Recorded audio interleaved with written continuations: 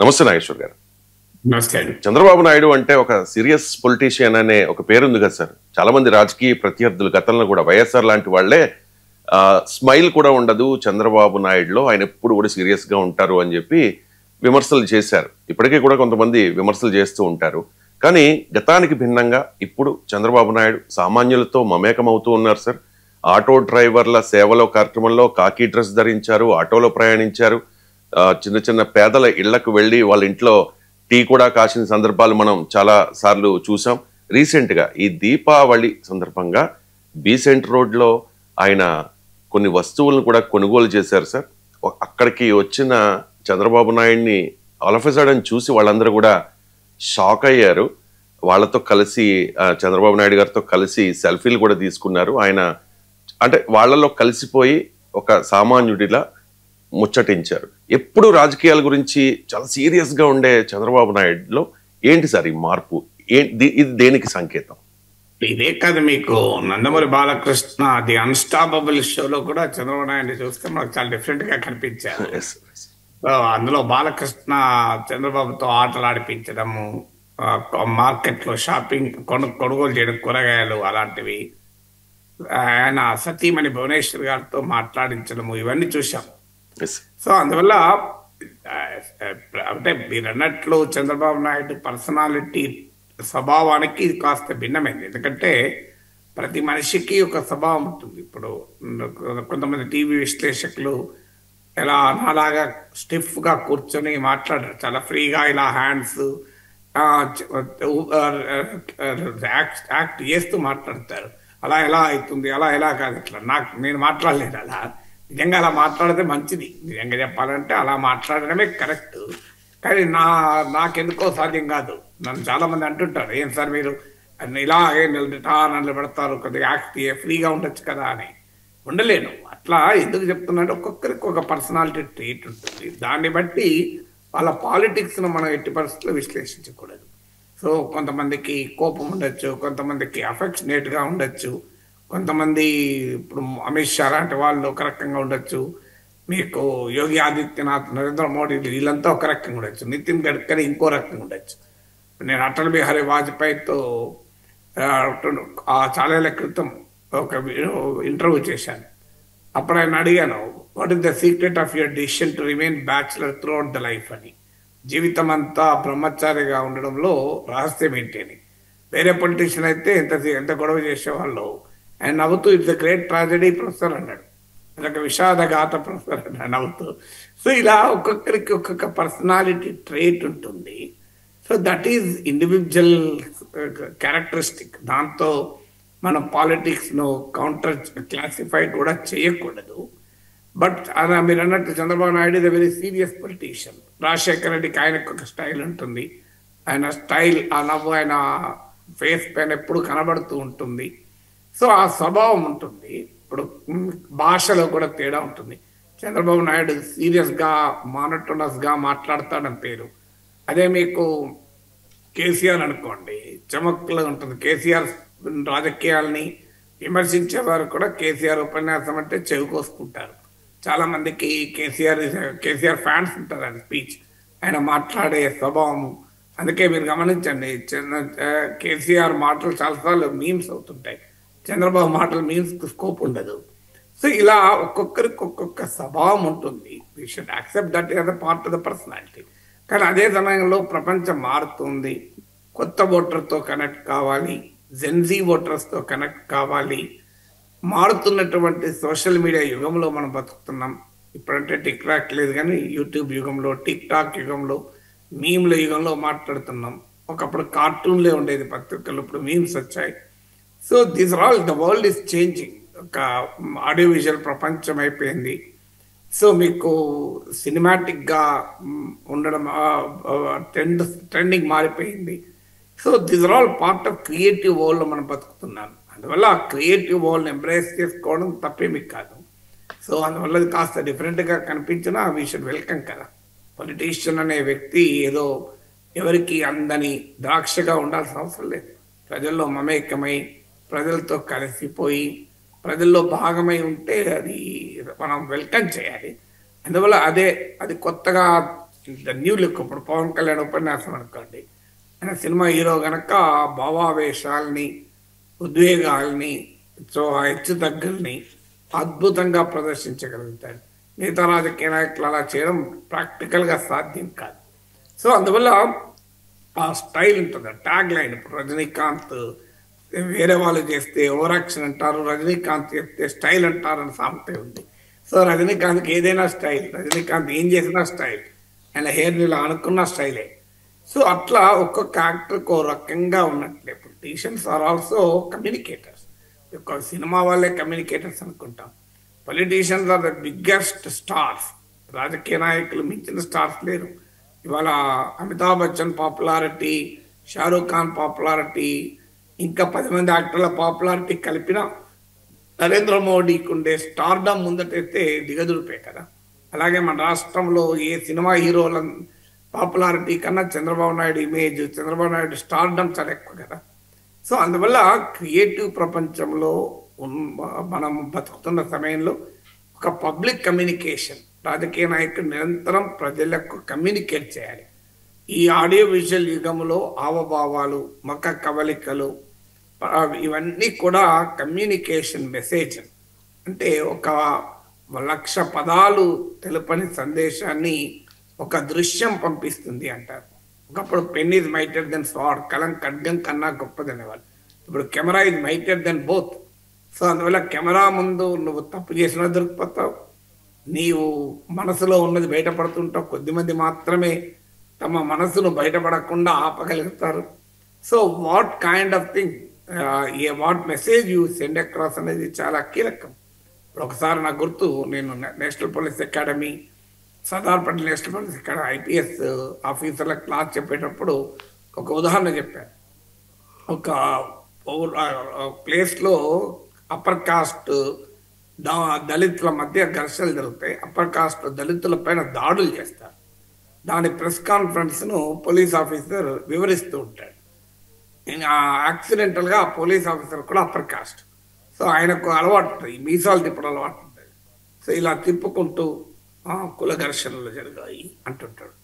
So అది చాలా తీవ్రమైన విమర్శకు కాలేదు. వాస్తవంగా ఆ పోలీస్ ఆఫీసర్ హిస్టరీ తీస్తే అతనికి ఆ పాపం ఆ ఫ్యూడల్ అవుట్లుక్ ఏం లేదు, ఆ భూస్వామ్య మనస్తత్వం ఏమీ లేదు, ఆ మడకత్తే అగ్రకుల అహంకారం కూడా లేదు. కానీ ఆయన ఇలా మీసాలు తిప్పుకుంటూ మాట్లాడడం వల్ల అదొక పెద్ద సమస్యగా మారిపోయింది. అందుకే ఈ మధ్య పొలిటీషియన్స్ కూడా పెద్ద పెద్ద పబ్లిక్ రిలేషన్స్ ఏజెన్సీలను హైర్ చేసి వాళ్ళు ఎలా మాట్లాడాలి, చెయ్యి ఎలా ఊపాలి, డ్రెస్ ఎలా ఉండాలి, యాక్షన్ ఎలా చేయాలి, ప్రజల్ని ఎలా సంబోధించాలి, ఇవన్నీ కూడా ఇంపార్టెంట్. ఇప్పుడు ఉపన్యాసాల్లో కూడా ప్రజల్ని ఇన్వాల్వ్ చేయడం మొదలైంది. మీరు గమనించండి, ఇప్పుడు నరేంద్ర మోడీ ఉపన్యాసం విన్నారనుకోండి, తన చివరకు తన ప్రజలతో కూడా తాను చెప్పాలని అనిపిస్తాడు. లేదా మీరు మొబైల్ ఫోన్లు తీసి లైట్ ఆన్ చేయండి అంటాడు.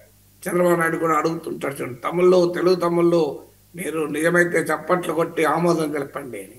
సో నరేంద్ర మోడీ చాలా ఇంట్రెస్టింగ్గా మీరు ఒక్కసారి మీ మొబైల్ ఫోన్ తీసి పైకి ఇలా లేపి దాంట్లో ఉన్న ఫ్లాష్ లైట్ అలా ఆన్ చేయండి అని చెప్తారు. This all forms of communication. అంటే రకరకాలుగా ప్రజల్లోకి కమ్యూనికేట్ చేయడం అనేది కీలకం. కొంతమంది అబ్సెసివ్ కూడా ఉంటారు. డొనాల్డ్ ట్రంప్ ఇటీవల టైమ్ మ్యాగజైన్లో ఆయన పైన కవర్ స్టోరీ వచ్చింది. Cover story Trump పొగుడుతోంది, he's triumph అని. హీజ్ ట్రియంఫ్ అని అంటే ఆయన గెలిచాడు అని. కానీ ట్రంప్ దానికి చాలా అఫెండ్ అయ్యాడు. అదేంటి, ఆయన గెలిచాడంటే అఫెండ్ అవ్వడం ఏంటి అంటే, నా హెయిర్ను డిసపియర్ చేశారు, నా వెంట్రుక లేకుండా చేశారు వాళ్ళ ఫోటోలు అని ఆయన పెద్ద కంప్లైంట్ టైమ్ మ్యాగజైన్ పైన. ఒక పోలీస్ సైన్యాన్ని పంపలేదు, అంత ఒకటే తక్కువ, నా హెయిర్ డిసపియర్ ఎట్లా చేస్తారని. సో కొంతమంది అంత అబ్సెసివ్ కూడా ఉంటారు. They are very very particular about the way they look, the way they present. So this a part of life.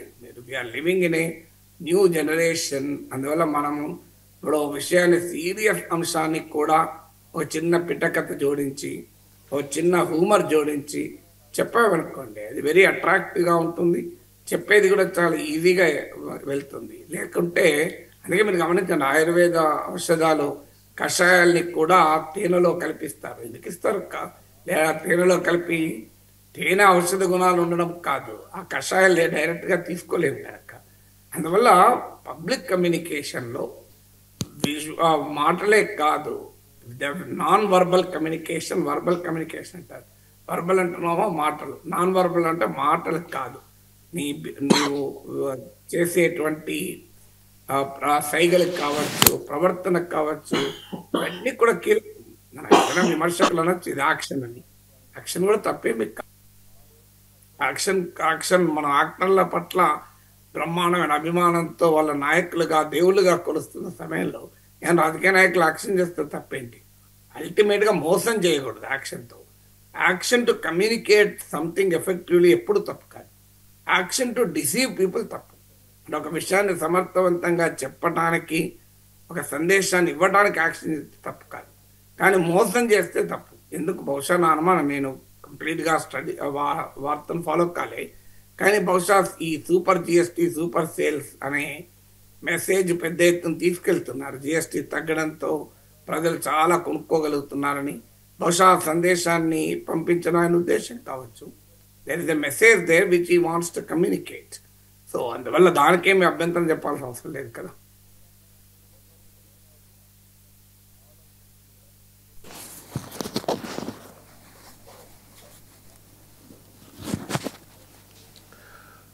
Right sir. ఇక హైదరాబాద్లో ఐటీ హబ్ రావడానికి, ఇక్కడ ఐటీ డెవలప్ అవ్వడానికి ప్రధాన కారణం చంద్రబాబు నాయుడు అని ఇప్పటికీ కూడా తెలుగుదేశం పార్టీ నాయకులు క్లెయిమ్ చేసుకుంటూ ఉంటారు. దానిలో వాస్తవం కూడా ఉంది.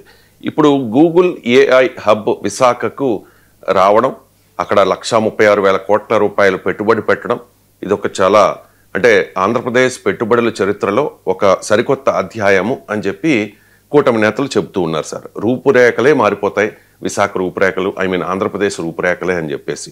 గూగుల్ ఏఐ హబ్ 2029లో చంద్రబాబు నాయుడిని తెలుగుదేశం పార్టీని మళ్ళీ గెలిపిస్తుందా అంటే ఏం చెప్తారు? చాలా దూరం ఉంది.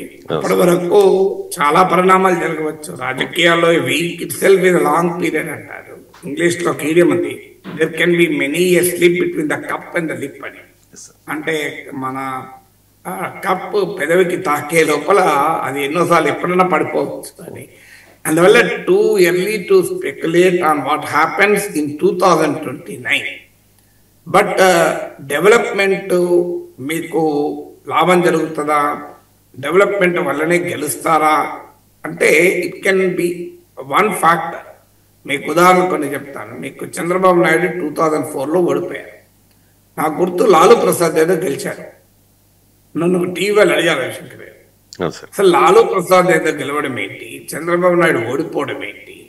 By any stretch of imagination Chandrababu is not a bad chief minister compared to Lalu Prasad Yadav. So Chandrababu డెఫినెట్గా లాలూ కన్నా బెటర్గానే గవర్న్ చేసి ఉంటాడు, పాలించుంటారు కదా. మరి ఇక్కడ ఆయన ఎందుకు ఓడిపోయాడు, అక్కడ లాలూ ఎందుకు గెలవలేదంటే అప్పుడు చెప్పింది ఇదే, it's a function of expectations అని. అంటే ప్రజలు నీ నుంచి ఏం ఆశించారు, నీవు ఏమి ఇచ్చావు అన్నదాన్ని జమాలెక్కలేసుకుంటారు. 99% వస్తానుకున్న స్టూడెంట్ 98 వస్తే ఏడుస్తాడు, కానీ 40 వస్తారనుకున్న వాడికి 45 వస్తే ఆనందంతో పరవళ్ళు తప్పుతుంటాడు. సో అందువల్ల వాట్ యు ఎక్స్పెక్ట్ అనేది కూడా చాలా కీలకమైనది. People judge based on their expectations of a leader and a party. ఒక పార్టీ పట్ల, ఒక నాయకుని పట్ల ఉండే ఆ అంచనాల ఆధారంగా ప్రజలు స్పందిస్తుంటారు. బీహార్లో లాలూ ప్రసాద్ యాదవ్ నుంచి అంతే అంచనా ఆశించుంటారు, ఆయన ఆశించిన మేరకు పర్ఫార్మ్ చేశారని దాన్ని గెలిపించారు. చంద్రబాబు నాయుడు నుంచి ఆశించింది వేరు, జరిగింది వేరే ఉండొచ్చు. అందువల్ల ఇప్పుడు కూడా ఒక డెవలప్మెంట్నే ప్రజలు పెట్టుబడులే ఆశించితే నిజంగానే అదే ప్రధాన అంశం అయితే డెఫినెట్గా ఉపయోగపడుతుంది. మీకు ఇంకొక ఉదాహరణ చెప్తాను.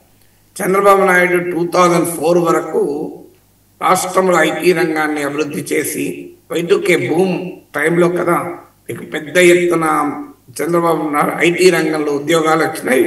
చంద్రబాబు నాయుడు సెకండ్ టర్మ్లోనే 1999-2004 మధ్య కాలంలో ప్రధానంగా వైటుకే భూమి వచ్చిన సమయంలో చంద్రబాబు నాయుడు అప్పుడే ప్రైవేట్ రంగంలో పెద్ద ఎత్తున ఇంజనీరింగ్ కాలేజీలు ఓపెన్ చేయడము, ఆ టైంలోనే ఐటీ కంపెనీలు రావడము, మైక్రోసాఫ్ట్ రావడము, బిల్ గేట్స్, బిల్ క్లింటన్ ఏ ఇయర్లో వచ్చాడో గుర్తులేదు, బహుశా ఆ పీరియడ్లో అయ్యి ఉంటుంది, that has to be checked. కానీ బిల్ గేట్స్, బిల్ క్లింటన్ రావడము, మైక్రోసాఫ్ట్ లాంటి కంపెనీలు రావడం, ఇవన్నీ జరిగినాక 2004లో గెలవాలి కదా, ఎందుకు గెలవలేదు? 2004లో ఎందుకు ఓడిపోయాడు Chandrababu Naidu? That's the fundamental question కదా. సో ఎందుకు అంటే మరి ప్రజలు ఇంకేదో ఆశించుండాలి. ప్రజలు ఐటీ గ్రోత్, ఐటీ డెవలప్మెంట్ వీటిని ఆశించి ఉంటే అది డెలివర్ అయినప్పుడు ఓట్లేస్తారు. మీకు గుర్తే ఉంటుంది, చంద్రబాబు నాయుడు ఒకసారి అన్నాడు కూడా, నేను ఇంత హైదరాబాద్ డెవలప్ చేస్తే ప్రజలు క్రికెట్ చూసుకుంటూ ఉన్నారు కానీ బయటకు వచ్చి ఓట్లే లేదు అని. అంటే ఐటీ రంగం ఉన్న ప్రాంతంలో కూడా ఓట్లు పడలేదు అని ఆవేదన వ్యక్తం చేశారు. సో అందువల్ల మరి బ్రాండ్ డెవలప్మెంట్ ఏమైంది? రాజశేఖర రెడ్డి చాలా క్రియేటివ్గా వెల్ఫేర్ స్కీమ్స్ ఇంప్లిమెంట్ చేశారు. ఎంత క్రియేటివ్ అనడానికి ఉదాహరణ ఇవాళ తెలుగుదేశం ప్రభుత్వం కూడా వాటిని ఆపలేకపోతుంది కదా. ఇప్పుడు ఆరోగ్యశ్రీ ఉంది, ఫీ రియంబర్స్మెంట్ ఉంది, ఉచిత విద్యుత్ ఉంది. ఇవన్నీ కూడా రాజశేఖర రెడ్డి టైంలో ప్రారంభించబడ్డాయి. పెన్షన్లు ఉన్నాయి, ఆ ప్రాంతం ముందు 200, 100 పెన్షన్లు ఉండేవి. సో ఇవన్నీ కూడా మీకు రాజశేఖర రెడ్డి బ్రాండ్ యాక్షన్. కానీ ఇప్పటికీ ఆరోగ్యశ్రీ, ఉచిత విద్యుత్తు, ఫీ రియంబర్స్మెంట్ చంద్రబాబు నాయుడు ప్రభుత్వం కూడా ఎందుకు కంటిన్యూ చేస్తుంది?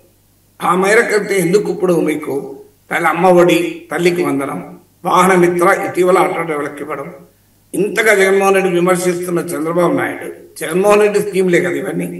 సో అంతకుముందు తెలుగుదేశం పాలనలో అమ్మకు తల్లికి వందనం లేదు కదా, ఆటో డ్రైవర్లకు ఇవ్వడం అనేది లేదు కదా.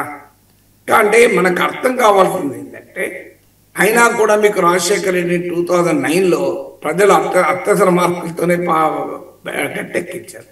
జగన్మోహన్ రెడ్డి అన్ని సంక్షేమ పథకాలు మొదలు పెట్టాను కదా, బటన్ నొక్కాను కదా, ఒక్కొక్కరి అకౌంట్లో ఇన్ని లక్షలు వేసాను కదా, నేను ఎందుకు గెలవను అనుకున్నాడు, కానీ ఓడిపోయాడు కదా. సో ఇలా డిఫరెంట్ డైమెన్షన్స్ రాజకీయాలు ప్లే చేస్తాయి. అందువల్ల వైసీపీ బహుశా ఈ ఐటీ ఏఐ హబ్ తమకు నెక్స్ట్ ఎన్నికల్లో కూడా అధికారం రాకుండా చేస్తుందేమో అన్న భయం ఎక్కువ పడి దాన్ని తీవ్రంగా విమర్శిస్తూ వచ్చారు. కానీ బట్ అదొక్క ఫ్యాక్టరీ ఎప్పుడు పనిచేయదు. అయితే అదే పనిచేయదా టోటల్గా అంటే ఇంకో ఉదాహరణ చెప్తాను. 2014లో 2004 కన్నా ముందు చేసిన పనులు హైదరాబాద్ను ఐటీ హబ్గా, ఇన్వెస్ట్మెంట్ హబ్గా, ఒక బలమైన ఎకానమీగా రాజధానిని చంద్రబాబు నాయుడు చేసిన కృషి 2004లో ఆయన ఎన్నికలు గెలిపించలేకపోయింది. కానీ డెఫినెట్గా 2014లో ఫలితాలు ఇచ్చింది. ఎందుకు ఇచ్చింది? 2014లో 10 ఏళ్ల తర్వాత రాజకీయాలు మారిపోయాయి, రాష్ట్రం విడిపోయింది, కొత్త రాష్ట్రం ఏర్పడింది, రాజధాని లేని రాష్ట్రం. చరిత్రలో అప్పటికి ఇది 3వసారి రాజధాని సీమాంధ్ర ప్రజలు కోల్పోవడం. మద్రాసు రాష్ట్రం నుంచి విడిపోయినప్పుడు మద్రాసు కోల్పోయారు. ఆంధ్రప్రదేశ్ 1956లో ఏర్పడినప్పుడు కర్నూలు కోల్పోయారు. ఇప్పుడు 2 రాష్ట్రాలుగా విడిపోయిన తర్వాత హైదరాబాద్ కోల్పోయారు. సో ఒక 60 ఏళ్ల చరిత్ర ఉంది, 70 ఏళ్ల చరిత్ర ఉంది సీమాంధ్ర ప్రజల ఆవేదన వెనకాల. సో హైదరాబాద్ను కోల్పోతున్నాము. హైదరాబాద్ ఇది బిగ్ ఎకానమీ, అవకాశాలు ఇస్తుంది, ఉపాధి ఇస్తుంది, అభివృద్ధికి ఒక చోదక శక్తిగా పనిచేస్తుంది. తెలంగాణలో ఇవాళ ఆదాయానికి హైదరాబాద్ గుండెకాయలాంటి ఇదేది మాకు లేదు.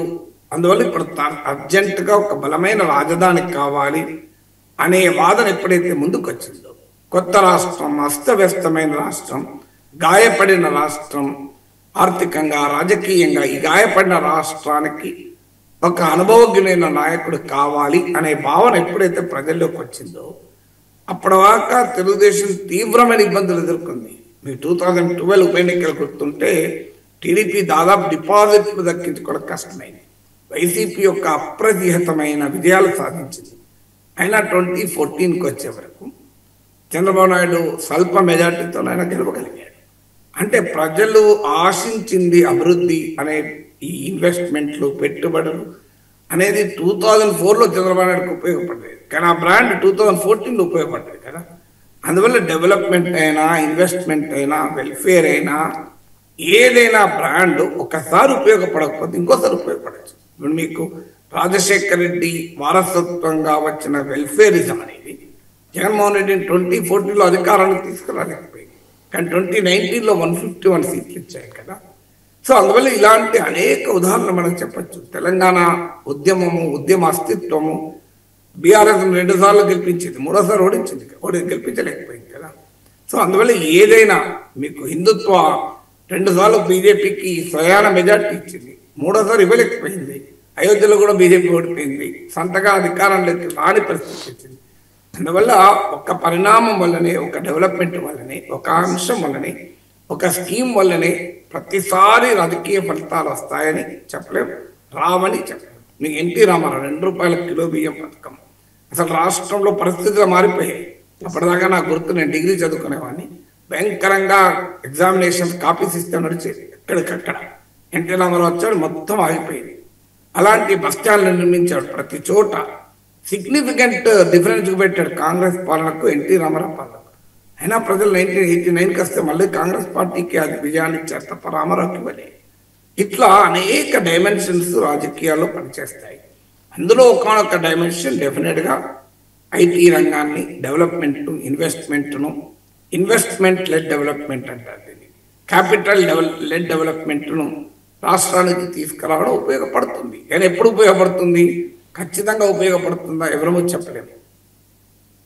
Right sir. ఇక గూగుల్తో ఆంధ్రప్రదేశ్ సర్కార్ చేసుకున్న ఈ ఒప్పందాన్ని ప్రధాని మోదీతో సహా కూటమి నేతలందరూ కూడా ప్రశంసిస్తూ ఉంటే వైఎస్ఆర్ కాంగ్రెస్ పార్టీ విమర్శలు చేస్తూ ఉంది సార్. జగన్ అయితే ఇప్పటివరకు స్పందించలేదు, కానీ అప్పుడు ఐటీ మినిస్టర్గా పనిచేసిన గుడివాడ అమర్నాథ్ అయితే ఈ ఏఐ హబ్తో పెద్దగా ప్రయోజనం ఉండదు అన్నట్లుగా మాట్లాడుతూ ఉన్నారు. జగన్ అయితే స్వాగతించలేదు, అసలు స్పందన కూడా చేయలేదు, స్పందన కూడా రాలేదు జగన్మోహన్ రెడ్డి దగ్గర నుంచి. సో గూగుల్ ఏఐ హబ్ను వైఎస్ఆర్ కాంగ్రెస్ పార్టీ ఎందుకు విమర్శిస్తూనే ఉంది సార్, కంటిన్యూ చేస్తోంది విమర్శల్ని? అంటే ఒక రకంగా దాని ప్రయోజనాన్ని పూర్తిగా అంచనా వేయలేకపోవడమా. ఇప్పుడు మీకు నేను అమెరికాలో ఉన్నాను, మన 3 రోజుల పాటు బే ఏరియాలో ఉన్నాను. బే ఏరియా అంటే మీకు శాన్ ఫ్రాన్సిస్కో, శానోజే ఇలాంటి మీకు గూగుల్ ఆఫీస్లో దాదాపు ఒక 4 or 5 hours గూగుల్ క్యాంపస్లో గడిపాను. స్టాన్ఫర్డ్ యూనివర్సిటీలో ఒక 4 hours 5 hours గడిపాను. అసలు ఉదయం స్పందించి ఒక రకమైన ఉత్తేజం పొందాను. స్టాన్ఫర్డ్ యూనివర్సిటీలో గూగుల్లో నడుస్తుంటే గూగుల్ క్యాంటీన్లో నుండి లంచ్ చేశాం మేము. సో గూగుల్ ఆ తర్వాత మైక్రోసాఫ్ట్ ఆఫీస్ ముందుకెళ్ళి, ఫేస్బుక్ ఆఫీస్ ముందుకెళ్ళి, అంటే గూగుల్లో నా సన్ పనిచేస్తాడు కనుక మాకు లోపలికి యాక్సెస్ ఉండే. మైక్రోసాఫ్ట్ ఫేస్బుక్లోమో యాక్సెస్ లేదు, అందువల్ల గూగుల్లోమో చాలా లోపలికి వెళ్ళి కూడా చూడగలిగాము. సో అందువల్ల ఇవన్నీ చూసినప్పుడు నాకు అనిపించింది, ఇప్పుడు మీరు కాలిఫోర్నియాలో ఉన్నారనుకోండి, బే ఏరియాలో ఉన్నారనుకోండి, అసలు స్టార్టప్లు పెట్టాలి, ఎంటర్ప్రినర్షిప్ పెట్టాలి, ఏదో చేయాలి, ఇన్నోవేట్ చేయాలి అనేది మనుషుల్ని కదిలిస్తూ ఉంటుంది. ఇక శాన్ ఫ్రాన్సిస్కో డౌన్ టౌన్లో తిరిగాము. ఆ తిరిగినంత కాలం నాలాంటి కూడా వెంటనే స్టార్టప్ పెట్టాలి, ఏదో చేయాలి, ప్రపంచాన్ని ప్రభావితం చేయాలి అనేది. అక్కడే చాలా ప్రపంచ దిగ్గజ కంపెనీలు పుట్టాయి. ఒక గరాజ్లో గూగుల్ పుట్టింది. సో అందువల్ల మీకు ఆ ఇంపాక్ట్ కనబడుతూ ఉంటుంది. సో మీరు అదే డలాస్ వచ్చారనుకోండి, ఇన్వెస్ట్మెంట్ ఎక్కడ చేయాలి, రియల్ ఎస్టేట్ని ఎలా డెవలప్ చేయాలి, 10 రూపాయలు 20 రూపాయలు ఎలా చేయాలి అనే ఒక ఫైనాన్షియల్ మైండ్ సెట్ అనేది డామినేట్ చేస్తుంది. అందరూ అలాగే ఉంటారని అంటలేను. డలాస్లో స్టార్టప్లు పెట్టిన వాళ్ళు ఉన్నారు, కాలిఫోర్నియాలో ఫైనాన్షియల్ మైండ్ సెట్ ఉన్న వాళ్ళు కూడా ఉంటారు, ఉండరు నేను అనడం లేదు. కానీ ఒక్కొక్క ప్రాంతానికి సంబంధించిన కల్చర్ ఉంటుంది. ఒక్కొక్క రాజకీయ పార్టీకి నాయకునికి కూడా ఒక దాని పట్ల ప్రాధాన్యత ఉండొచ్చు. అందువల్ల మొదటిది వైసీపీ వారు బహుశా నా సలహా ఏంటంటే జగన్మోహన్ రెడ్డికి ఈ బహుశా పర్యటించి ఉండాలి ఇవన్నీ, లేకపోతే మరోసారి ఒక టీంను బే ఏరియాకు పంపించి కాలిఫోర్నియాలోని టెక్ ప్రపంచం ఉండేటువంటి ప్రాంతాల్లో ఒక 1 day 2 days తిరిగారనుకోండి, you will understand the importance of technology, innovation, investment. ఇవి ఏ రకమైన మానవ నాగరికత పైన, మానవ సమాజం పైన ప్రభావం చూపుతాయి, అర్థమవుతాయి. నేను సిన్సియర్గా చెప్తున్నాను. ఒక డెలిగేషన్ కనుక పంపించగలరు, ఒకవేళ వాళ్ళ అవగాహన రాహిత్యం రీత్యా మాట్లాడితే, అవగాహన నుండి కూడా రాజకీయ వ్యూహంలో మాట్లాడితే అది వేరే విషయం. అవగాహన ఉంటుందని నేను అనుకుంటున్నాను. బహుశా రాజకీయ వ్యూహంలో బాగానే మాట్లాడుతున్నాను అనుకుంటాను. లేకపోతే ఒకసారి బే ఏరియా వచ్చిపోతే యూ విల్ గెట్ ఇన్స్పైర్డ్. అసలు టెక్నాలజీ మనిషిని కదిలించి వేస్తుంది, అసలు ఆనందాన్ని ఒక రకంగా పరవలుతుంది. సో అందువల్ల అదొక ఉదాహరణ. నేను I travelled in Waymo, Google వాళ్ళ డ్రైవర్లెస్ కార్, అటానమస్ కార్లో తిరిగాను. సో ఒక శాన్ ఫ్రాన్సిస్కో డౌన్ టౌన్లో లేవర్ లేకుండా వేమో యాప్లో బుక్ చేసుకొని తిరిగాను గూగుల్ వాళ్ళ కారు. అది తిరుగుతున్నప్పుడు అసలు ఏంటి ఇన్నోవేషన్. అఫ్కోర్స్ డ్రైవర్లు ఉద్యోగాలు పోతాయి, డైమెన్షన్ ఉంది, నేను కాదని అంటలేదు. కానీ ఆ టెక్నాలజీకి ఇన్నోవేషన్కి ఉండేటువంటి ఆ మోటివేషన్, ఆ ఉత్తేజం అసలు మనిషిని ఉత్తేజపరుస్తుంది. సో అందువల్ల దీస్ ఆర్ ఆల్ ఒక కొత్త ప్రపంచం. అందువల్ల ఈ ప్రపంచాన్ని కాదంటే అది అన్యాయం అని. ఎందుకంటే ఆధునిక యుగాన్ని, నాలెడ్జ్ ఎకానమీని మనం ఇగ్నోర్ చేయకూడదు. నాలెడ్జ్ ఎకానమీకి ఉండే పొటెన్షియల్ చాలా అద్భుతమైనది. అందువల్ల టెక్నాలజీ అనేది నాలెడ్జ్ ఎకానమీకి మూలము. So we are living in a new world. ఇది నాలెడ్జ్ ఎకానమీ. నాగేశ్వర్ యూట్యూబ్ ద్వారా నేను ఇవాళ ఇంత పాపులర్ కాగలిగాను, ఇది నాలెడ్జ్ ఎకానమీ. పాపులరే కాదు, రిటైర్ అయ్యాక కూడా ఒక ప్రొఫెసర్గా ఉన్నప్పుడు ఎలా అయితే సాలరీ సంపాదించగలిగాను, ఇప్పుడు సంపాదించగలుగుతున్నాను. ఇది passion economy, this a creative economy, knowledge economy. వీటి ప్రాధాన్యతను గుర్తించకుండా నేను ఇంకా బటన్ నొక్కుతాను, బటన్ నొక్కితే సరిపోతుంది, మీరు పండుకుంటే 1000 రూపాయలు ఇస్తాను, లేస్తే 2000 ఇస్తాను, అప్పుడప్పుడు పండుకొని అప్పుడప్పుడు లేస్తే 4000 ఇస్తాను, ఈ గోల్ ఏంటంటే నాకు అర్థం కాదు. అందువల్ల YCP should change it's brand. Welfare అవసరం, ఎంత మేరకు అవసరమో అంత మేరకు వెల్ఫేర్ ఇవ్వాల్సింది ఖచ్చితంగా.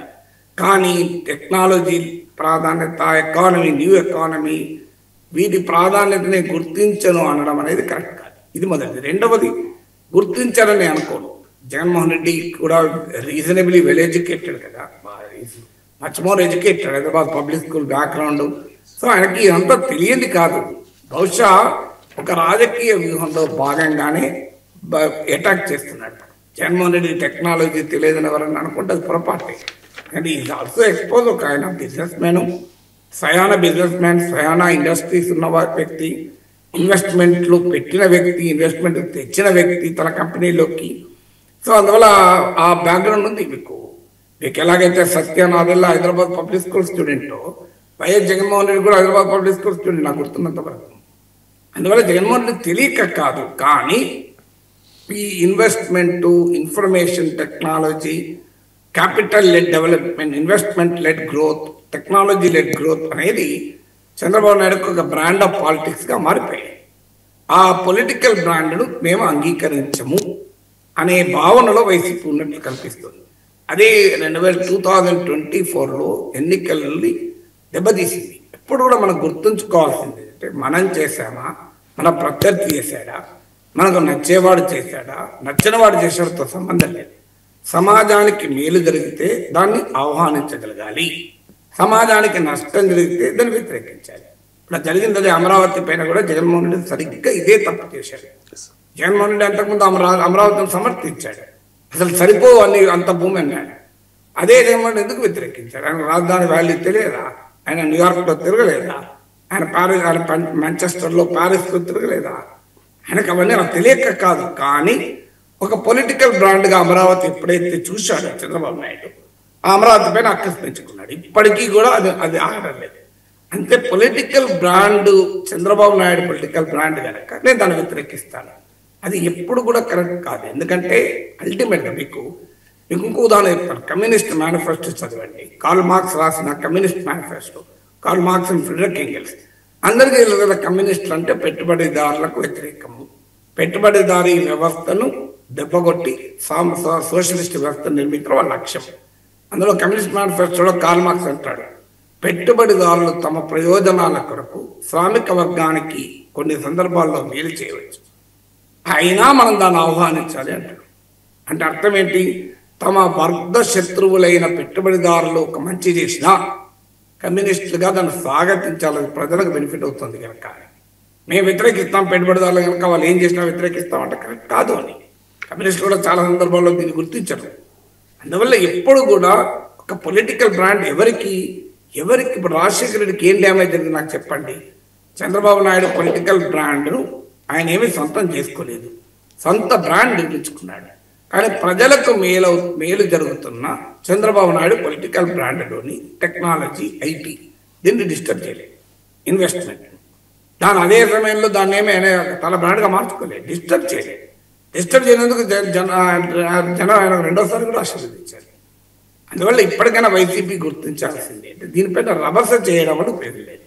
ఇక మూడోది మార్కెటింగ్ టీడీపీ వాళ్ళు చేసుకుంటున్నారు కదా. మార్కెటింగ్ చేసుకోవడం వల్ల నష్టం ఏంటి?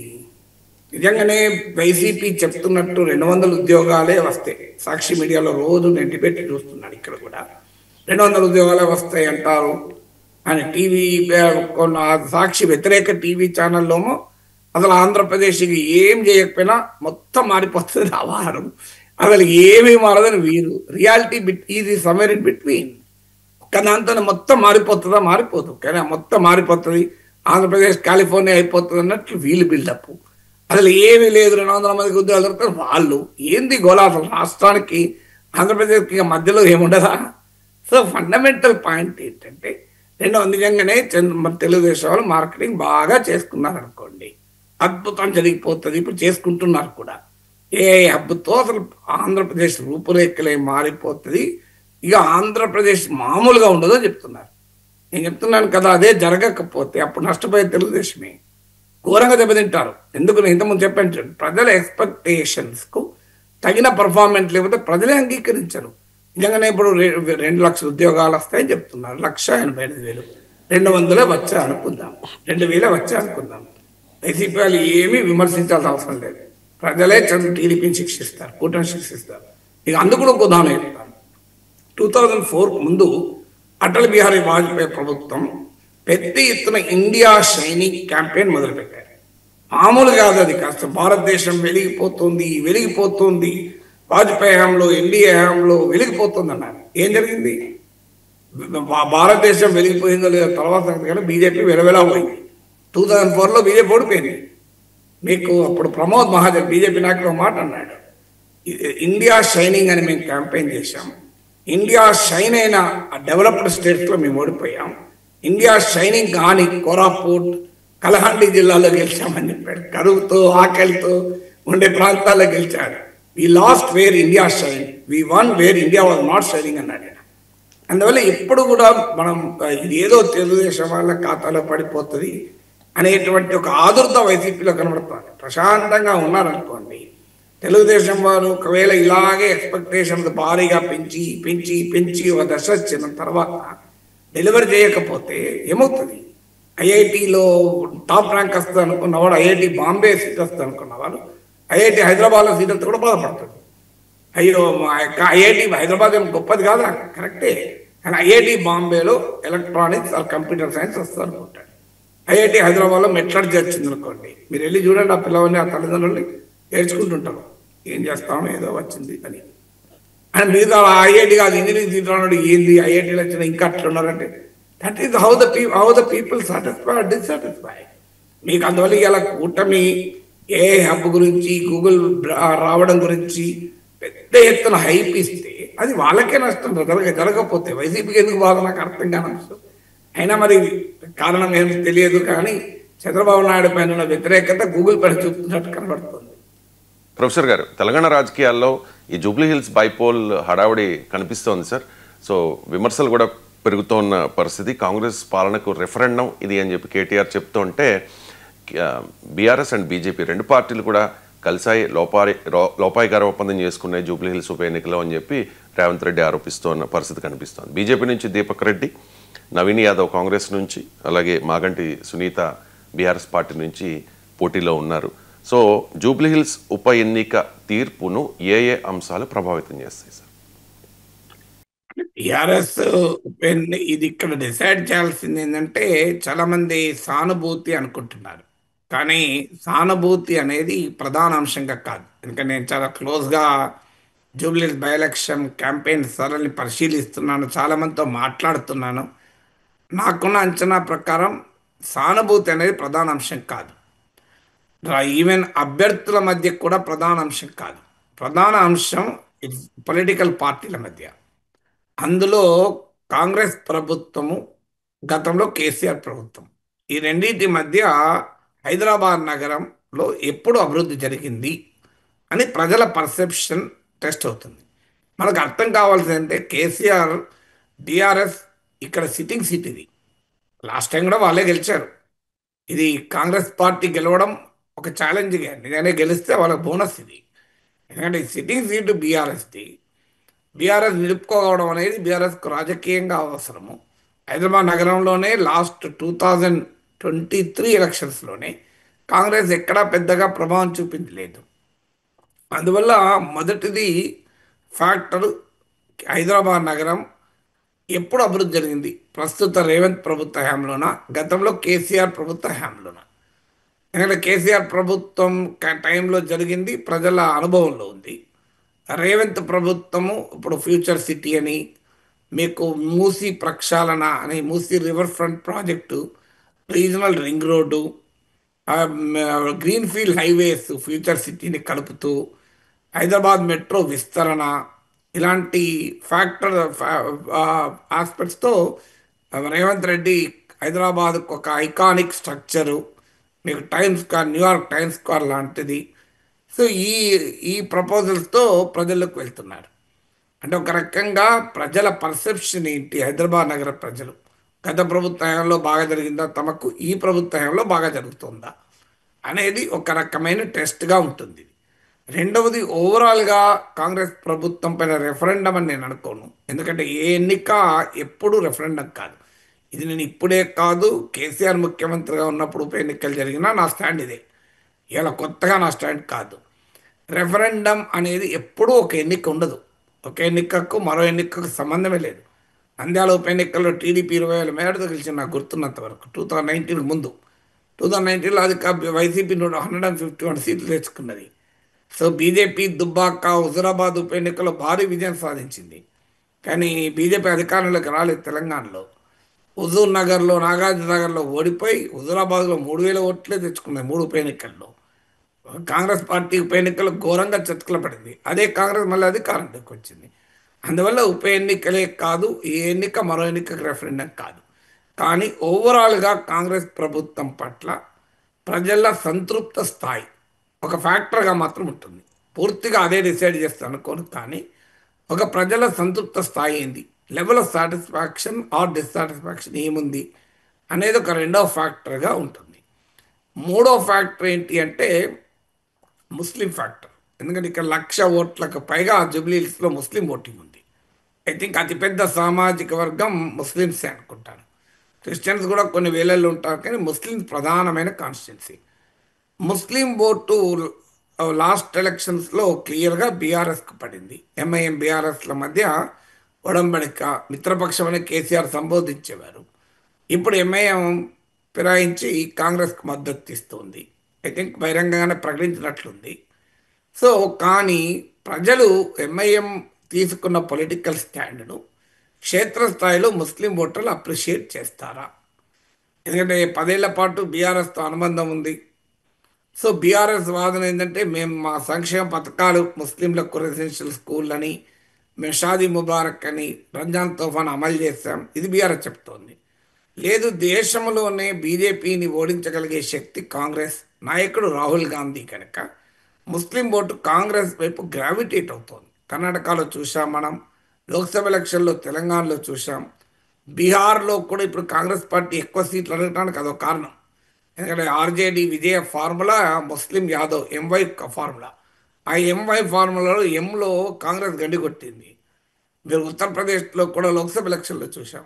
అందువల్ల కాంగ్రెస్ పార్టీ వైపు ఎంఐఎం మారడము, దాన్ని ముస్లిం ఓటర్లు హర్షిస్తారా, యాక్సెప్ట్ చేస్తారా క్షేత్రస్థాయిలో అనేది ఒక థర్డ్ ఫ్యాక్టర్గా ఉంటుంది. కోర్స్ ఫోర్త్ ఫ్యాక్టర్ ఎంతో కొంత అభ్యర్థిపై కూడా ఆధారపడి ఉంటుంది. మరి నవీన్ యాదవ్కు ఉండే ఇమేజ్ ఏంటి, మాగంటి సునీతకు ఉండే ఇమేజ్ ఏంటి, దీపక్ రెడ్డికి ఉండే ఇమేజ్ ఏంటి, పార్టీ కార్యకర్తల పర్సెప్షన్ ఏంటి, ఓటర్ల పర్సెప్షన్ ఏంటి అనేది నాలుగవ ఫ్యాక్టర్గా కూడా ఈ ఎన్నికలను ప్రభావితం చేస్తుంది. ఐదవది క్యాంపెయిన్ ఏ స్థాయిలో జరుగుతుంది, ఏ స్థాయిలో పోలరైజేషన్ జరుగుతుంది. ఇప్పుడు కాంగ్రెస్ పార్టీకి ప్రతిపక్షంలో ఒక పార్టీ మధ్యనే పోలరైజ్ అయిందనుకోండి, మరో పార్టీ స్క్వీజ్ అవుట్ అయిపోతుంది మీకు. ఎప్పుడు కూడా ఎన్నికల్లో ఏమవుతుందంటే మీకు హుజరాబాద్ ఉప ఎన్నిక ఉదాహరణ. కాంగ్రెస్ పార్టీకి 3,000 ఓట్లు వచ్చాయి. అంతకుముందు ఎన్నికల్లో 60,000 60,000 ఎబో వచ్చింది. ఎందుకు అంటే ఈ పోలరైజేషన్లో స్క్వీజ్ అవుట్ అవుతుంది. సో పోలరైజేషన్ ఏ మేరకు జరుగుతుంది, లేదు ఓటు స్ప్లిట్ ట్రయాంగులర్ కాంటెస్ట్గా ఉంటుందా, ముఖాముఖి పోటీగా ఉంటుందా. అపోజిషన్ ఓటు స్ప్లిట్ అయిందనుకోండి బీఆర్ఎస్ బీజేపీ మధ్య, కాంగ్రెస్కి అడ్వాంటేజ్ ఉంటుంది. లేదు ఈ అపోజిషన్ స్పేస్లో రెండు పార్టీలు కాక ఒక పార్టీ స్క్వీజ్ అవుట్ అయిపోయి మొత్తం ఓటింగ్ అంతా ఒక పార్టీ వెనకాల కన్సాలిడేట్ అయిందనుకోండి, కాంగ్రెస్ పార్టీకి ఛాలెంజ్ ఎదురవుతుంది. సో అందువల్ల ఈ పోలరైజేషన్ జరుగుతుందా లేదా అనేది ఒక ఫ్యాక్టర్. మీకు దుబాకలో జరిగిన పోలరైజేషన్ తక్కువ, అందుకే అక్కడ కాంగ్రెస్ పార్టీ క్యాండిడేట్కి బెటర్గానే ఓటింగ్ వచ్చింది. అక్కడ మీకు బీజేపీ 1000 ఓట్లతో గెలవాల్సి వచ్చింది.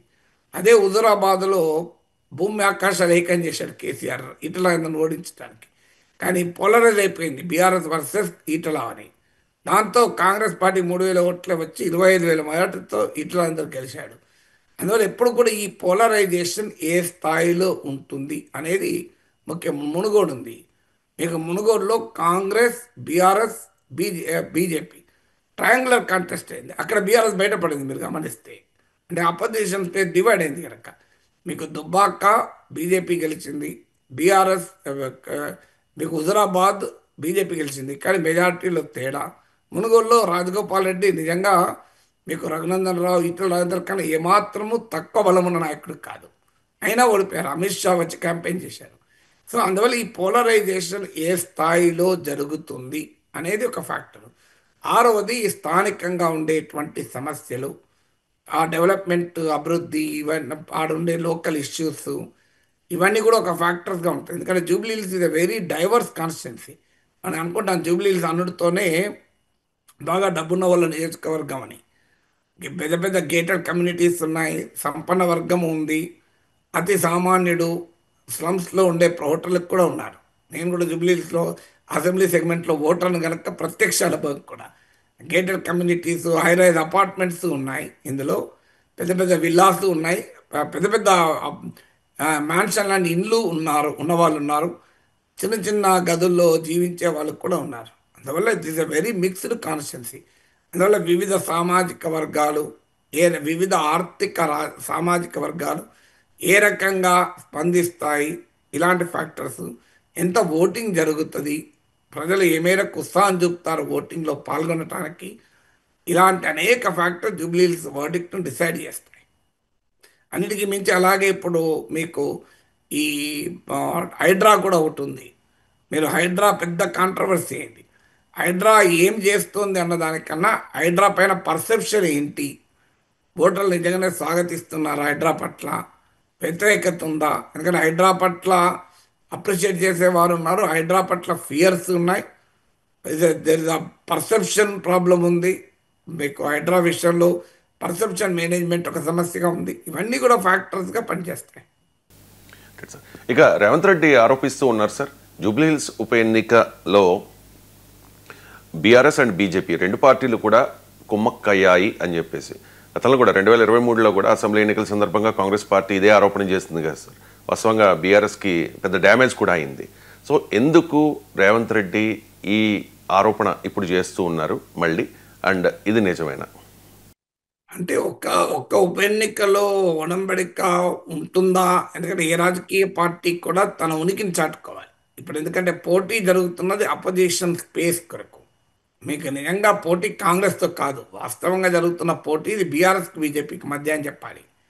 ఎందుకంటే ఈ ఉప ఎన్నికతో కాంగ్రెస్ ప్రభుత్వం పడిపోయేది లేదు, రేవంత్ రెడ్డి ప్రభుత్వానికి ప్రమాదం ఏర్పడేది లేదు. అఫ్కోర్స్ రాజకీయ సవాళ్ళు పెరగచ్చు, పొలిటికల్ పర్సెప్షను ఒక ఎఫెక్ట్ కావచ్చు, రాజకీయ వాతావరణం వేడెక్కచ్చు, ఇవన్నీ ఉంటాయి. కానీ ప్రాక్టికల్గా గవర్నమెంట్ స్టెబిలిటీకి ఇది ప్రమాదం ఏమీ కాదు. ఎందుకంటే జూబ్లీ హిల్స్ సిట్టింగ్ సీట్, అది బీఆర్ఎస్ సిట్టింగ్ సీట్, కాంగ్రెస్ గెలిచిన సీట్ కాదు అది. కాంగ్రెస్ గెలిచిన సీట్ అంటే ఒక పరీక్ష, తన సీట్ తాను నిలబెట్టుకుంటుందా లేదా అని. ఇప్పుడు కాంగ్రెస్ పార్టీకి పరీక్ష కాదు, ఒక రకంగా బీఆర్ఎస్కి పరీక్ష, తన సీట్ తాను నిలబెట్టుకుంటుంది. ఎందుకంటే అసెంబ్లీ ఎన్నికల్లో ప్రధాన ప్రతిపక్షంగా బీఆర్ఎస్ ఎమర్జ్ అయింది, లోక్సభ ఎన్నికలకు వచ్చే వరకు బీఆర్ఎస్ బాగా వెనుకబడి బీజేపీ ఎమర్జ్ అయింది. బీఆర్ఎస్ ఓటింగ్ నియర్లీ 20% తగ్గింది. బీజేపీ ఓటింగ్ 20% పెరిగింది. బీఆర్ఎస్కు ఒక్క సీటు కూడా లోక్సభ ఎన్నికలు రాలే. కాంగ్రెస్కు సమానంగా బీజేపీ వచ్చింది.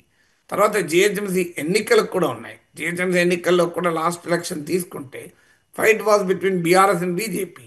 కోర్స్ ఇప్పుడు కాంగ్రెస్ కూడా ఒక ముఖ్యమైన ప్లేయర్ అవుతారు. సో అందువల్ల అపోజిషన్ స్పేస్లో తమ ఉనికి కొరకు బీఆర్ఎస్ బీజేపీ ఇప్పుడు పోటీ పడుతున్నాయి. ఎందుకంటే ఇప్పుడు కనుక ఏ రెండు పార్టీల్లో ఒక పార్టీ ముందుండి గెలవడం కూడా కాదు నేను చెప్పేది, గెలిస్తే ఇంకా వేరే విషయం, ముందుండి ఇంకో పార్టీ వెనుకబడింది అనుకోండి, అసలు ఆ పార్టీని ప్రజలు ప్రత్యామ్నాయంగా భావించరు. మీకు మనకు ఉదాహరణ కూడా ఉంది. అప్పటిదాకా కాంగ్రెస్ ప్రధాన ప్రత్యర్థిగా బీఆర్ఎస్ ప్రజలు చూస్తే దుబ్బాకతో మొదలైంది బీజేపీ విజయ విహారం. దుబ్బాకలో గెలవడము, ఆ తర్వాత దుబ్బాకలో ఒక రకంగా బీఆర్ఎస్ సెల్ఫ్ గోల్ అది. కేసీఆర్ కేటీఆర్ కనీసం ఒక్క రోడ్ షో జరిపినా బీఆర్ఎస్ గెలిచేది. కానీ వాళ్ళు దాన్ని లైట్ తీసుకున్నారా లేదా వ్యూహాత్మకంగానే రఘునందన్ రావు గెలుపుకు సహకరించారా, ఇవాళ రకరకాల థీరీస్ ఉన్నాయి. We don't know that. But A theory కానీ ఒకటి మాత్రం నిజం, కేసీఆర్ కేటీఆర్లో ఎవరొక్కరు వెళ్ళినా ఒక్క రోడ్ షో జరిపినా దుబాక గెలిచేది. అది ఓవర్ కాన్ఫిడెన్స్తో పోయారా, దెర్ ఆర్ సెవెరల్ థీరీస్. ఆ థీరీస్ వెళ్ళడం లేదు. కానీ మీరు దుబ్బాక హుజూరాబాద్ గెలిచాక, హైదరాబాద్లో కూడా బీజేపీ మంచి విజయాలు సాధించాక, రాష్ట్రంలో బీజేపీ అధికారంలోకి వస్తుంది, రాకపోయినా కూడా హంగ్ అసెంబ్లీ వచ్చి బీజేపీ కింగ్ కాకపోయినా కింగ్ మేకర్ అవుతారనే వాతావరణం వచ్చేసింది. వాళ్ళు చేతుల్లో చెడగొట్టుకున్నారు. బండి సంజయ్ని మార్చడము, కవిత అరెస్ట్ విషయంలో వేసినటువంటి తప్పటడుగులు, క్రియేట్ చేసిన హైపు వాస్తవానికి ఏమీ జరగకపోవడము, ప్రజా సంగ్రామ యాత్ర అర్ధాంతరంగా ఆపడము, మీరు అన్నట్లు ఎక్కడో చోట బీజేపీ బీఆర్ఎస్ ఒక్కటే అన్న భావన కలిగింది. కథం బీజేపీ దెబ్బతిన్నది. అప్పుడు రేవంత్ రెడ్డి నాయకత్వంలో కాంగ్రెస్ దూసుకొచ్చింది. సో అందువల్ల అపోజిషన్ స్పేస్లో ఇప్పుడు ఎవరు నిలబడతారనేది, రేపు కాంగ్రెస్ ప్రభుత్వం పట్ల అసంతృప్తి పెరిగిన రోజు అది ఆటోమేటిక్ చాయిస్గా మారిపోతుంది. అందువల్ల ఆ అవకాశాన్ని బీజేపీ వదులుకుంటుందా, బీఆర్ఎస్ వదులుకుంటుందా? అయితే వ్యూహాత్మక ఓటింగ్, స్ట్రాటజిక్ ఓటింగ్ జరగచ్చు ప్రజలు కూడా. ఇప్పుడు మీకు లోక్సభ ఎన్నికల్లో బీజేపీ బీఆర్ఎస్ల మధ్య ఒడంబడిక జరిగి బీఆర్ఎస్ తనకు ఒక్క లోక్సభ సీట్ అయినా రాకపోయినా మంచిదే అని తన పార్టీని తానే చంపుకుంటుందని అనుకోను. కానీ వ్యూహాత్మకమైన ఓటింగ్ ఉంటుంది. అంటే అర్థం ఏంటి, మేము ఎలాగూ గెలవం, కనీసం కాంగ్రెస్ ఓడించాలి అని క్షేత్రస్థాయిలో బీఆర్ఎస్ నాయకులు, బీఆర్ఎస్ ఓటర్లలో ఉన్న మూడ్ ఉన్న మాట నిజం. అది బీజేపీకి లాభమైంది. దాంతోపాటు జాతీయ రాజకీయాల ప్రభావం కూడా బీజేపీకి ఉపయోగపడింది. ఇప్పుడు కూడా ఏదో ఒక పార్టీ గనక బీఆర్ఎస్ అయినా బీజేపీ అయినా మేము ఇక ఈ సీట్లో గెలవము అనే భావన కలిగిందనుకోండి, వాళ్ళ ఓటర్ కూడా, వాళ్ళ క్యాడర్ కూడా షిఫ్ట్ అయిపోతారు.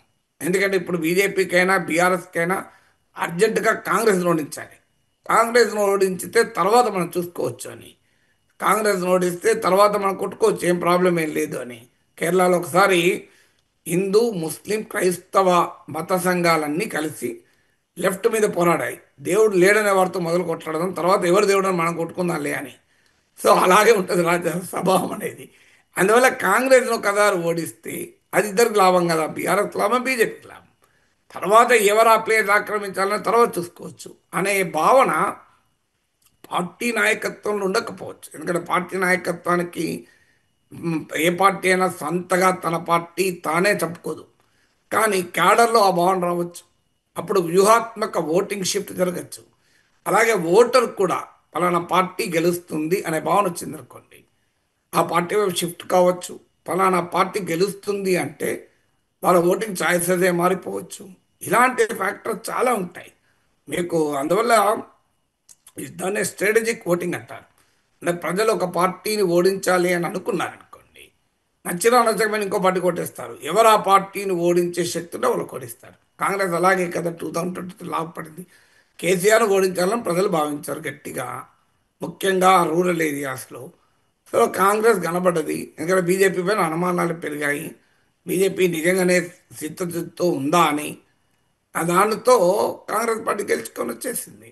మీరు ఒకవేళ బీజేపీ పైన అనుమానమే కలిగి ఉండకపోతే, బండి సంజయ్ని అర్ధాంతరంగా తొలగించి ఆ వాతావరణాన్ని చెడగొట్టుకొని ఉండకపోతే ఊనోస్ అసలు తెలంగాణ అసెంబ్లీ హంగా వచ్చేదా, ఎవరెవరితో పొత్తు పెట్టుకుని అధికారంలో ఉండేది, రాజకీయాలు ఒక రకంగా ఉండేదేమో. వీ డోంట్ నో ఏం జరుగుతుందని ఖచ్చితంగా చెప్పలేము. అందువల్ల మీకు ఈ అపోజిషన్ రకరకాల డైమెన్షన్స్ ఉంటాయి ఎన్నికలు అనే వరకు.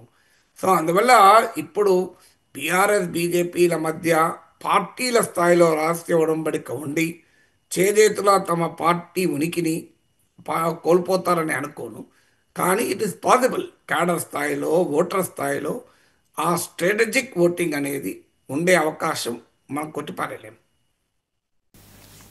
సార్ కేటీఆర్ అంటూ ఉన్నారు సార్, ఈ జూబ్లీ హిల్స్ బైపోల్ 2 ఏళ్ల రేవంత్ పాలనకు రెఫరెండం అని చెప్పేసి. రెఫరెండం అవుతుందా సార్ ఇది? రాజకీయ నాయకులు మాట్లాడుతుంటారు. దుబ్బాక రెఫరెండం అని ఒప్పుకున్నారా బీఆర్ఎస్ అప్పుడు? No sir. హుజరాబాద్ ఒప్పుకున్నారా రెఫరెండంగా? లేదు. జిహెచ్ఎంసీ ఎన్నికలు ఒప్పుకున్నారా రెఫరెండంగా? నాకు చెప్పండి. అలా ఎందుకు ఒప్పుకోలేదు అప్పుడు? మరి హుజరాబాద్ అయితే నాతో బీఆర్ఎస్ నాయకులే చెప్పారు, సార్ ఈటల రాజేందర్ను ఓడించడానికి మా సారు చెయ్యని ప్రయత్నం లేదు, ఇక ఆల్ పాసిబుల్ ప్రయత్నాలు చేశాడు, ఇక నువ్వు ఇక అంతకనకి ఏం చెప్పగలుగుతాను సార్ అన్నాడు. అప్పుడు మీకు గుర్తుండే ఉంటుంది, దళిత బంధు అప్పుడే ప్రారంభించాడు. ప్రభుత్వం వైపు నుంచి పార్టీ వైపు నుంచి ఎన్ని చేయాలో అని చేశారు, ఎన్నంటని. అయినా ఇతర 25,000 మేడతో గెలిచాడు. మీరు గమనించే ఉంటారు. సో మరి ఏం జరిగింది ఆడ? సో అందువల్ల మీకు రెఫరెండం అయితే మరి కేసీఆర్ పాలనకు అది రెఫరెండం అని ఆ రోజు బీఆర్ఎస్ ఒప్పుకున్నదా? అఫ్కోర్స్ మీరు అనొచ్చు ఇప్పుడు, నిజమే కదా సార్ మరి బీఆర్ఎస్ ఓడిపోయింది కదా, అప్పుడు దుబ్బాక హుజూరాబాద్ ఒక రకంగా రెఫరెండమే కదా అని. మరి హుజూర్ నగర్ నాగార్జున సాగర్లో ఓడిపోయి కాంగ్రెస్ వెటరన్స్ ఇద్దరు, ఉత్తమ్ కుమార్ రెడ్డి ఖాళీ చేసిన సీట్ హుజూర్ నగర్, జానారెడ్డి పోటీ చేసిన సీట్ నాగార్జున సాగర్.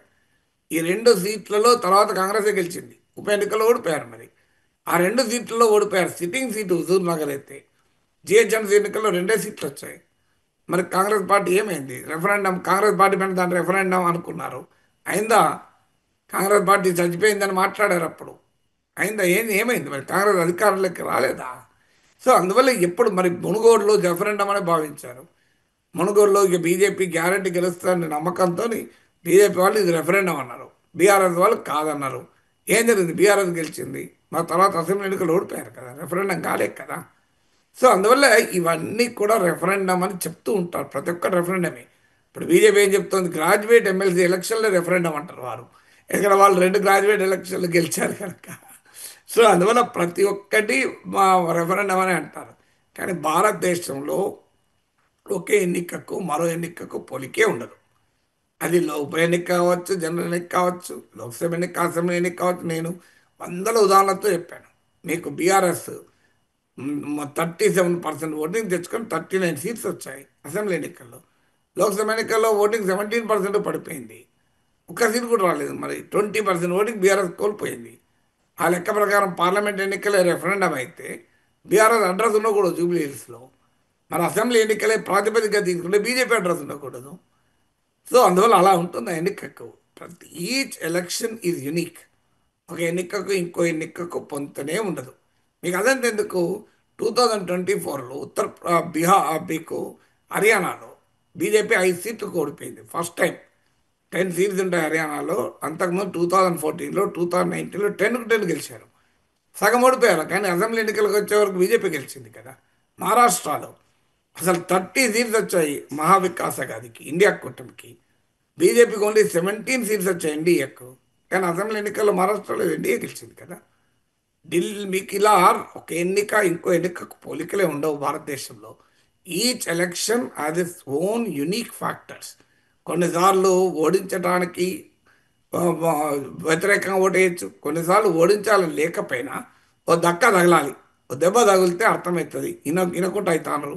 ఎక్కడో కానీ ఒక దెబ్బ కొడితే తవ్వకస్తారు అనే భావన కూడా ఉండొచ్చు. ఆ దెబ్బ దక్క తగలాలనే యాంగిల్లో ఓటేయడం ఒక రకం. అసలు ఈ ప్రభుత్వమే ఉండకూడదు, ఈ పార్టీ ఉండకూడదు అనుకొని ఓటేయడం ఒక రకం. సో అందువల్ల ప్రతి ఎన్నిక దానికంటూ ఒక ప్రత్యేకత ఉంటుంది. ఏది రెఫరెండం కాదు. సార్ సీఎం రేవంత్ రెడ్డి ఒక ప్రపోజల్ తీసుకొస్తూ ఉన్నారు సార్. ఉద్యోగుల జీతాల్లో నుంచి 10 నుంచి 15% వారి తల్లిదండ్రుల ఖాతాల్లో క్రెడిట్ అయ్యే ఆలోచన చేస్తాము అని చెప్పి. సరే, ఈ ఆలోచన మంచిదైనా ఆచరణ సాధ్యమా? అంటే ఇది మన దేశంలో కుటుంబ వ్యవస్థ బలహీనపడడము, వృద్ధ తల్లిదండ్రుల పట్ల పిల్లలు సరిగా చూడడం లేదు అనే వార్తలు వస్తున్న నేపథ్యంలో సహజంగానే మంచిగానే భావిస్తాం. కానీ హౌ ప్రాక్టికల్ ఈజ్ ఇట్ అనేది ఒక క్వెషన్ మార్క్‌గా ఉంటుంది. సో, మీకు లీగల్‌గా గూడా అది ఎంత నిలబడుతుంది అనేది కూడా క్వెషన్. ఎందుకంటే గతంలో కోర్టులు కూడా ఈ రకమైన వ్యాఖ్యానాలు చేసిన సందర్భాలున్నాయి. నేను ఎమ్మెల్సీగా ఉన్నప్పుడు ఒక ప్రతిపాదన నాకు ఎవ్రీ వీక్ థర్స్‌డే అనుకుంటాను. మీకు మెంబర్ లెజిస్లేషన్ ఉంటది. అంటే ఎవరైనా ఇండివిడ్యువల్ మెంబర్స్ ఓ చట్టాన్ని, ఓ బిల్లును ప్రతిపాదించొచ్చు. సో, ఆ సందర్భాన్ని ఉపయోగించుకొని నేను ఒక ఆలోచన రాజకీయ సర్కిల్స్‌లో చర్చించాను. ఇప్పుడున్న ఎమ్మెల్సీలతో. తాగుబోతులైనటువంటి భర్తల సాలరీస్ నుంచి 50% కనీసం కట్ చేసి వైఫ్ అకౌంట్‌లో వేయాలి. ఎందుకంటే చాలా కుటుంబాల్లో మగవాళ్ళు తాగి తందనాలాడుతూ భార్య, బిడ్డల బాగోగులు కూడా చూసుకోని ఉదాహరణలు మనకు చాలా కనబడతాయి. సో, దీన్ని నివారించాలని ప్రతిపాదించారు. చాలామంది మంచి ఆలోచన సార్ అన్నారు. కానీ చాలా ఇష్యూస్ వచ్చాయి. డ్రంక్ అండ్ డ్రైవ్‌ని గుర్తుపడతాం గానీ, రోజు తాగుతున్నాడని ఎలా పట్టుకోవాలి తాగుబోతులని? ఇప్పుడు తల్లిదండ్రులను నెగ్లెక్ట్ చేస్తున్నారు అనేది ఏ ప్రాతిపదిక పైన నిర్ణయించాలి?